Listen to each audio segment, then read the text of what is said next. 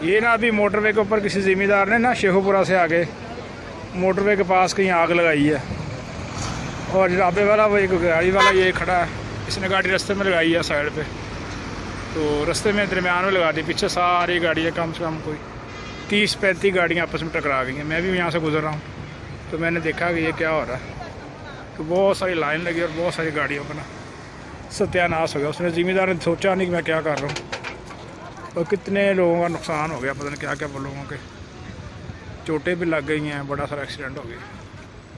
ये देखो गाड़ियाँ कैसे टकराई हैं।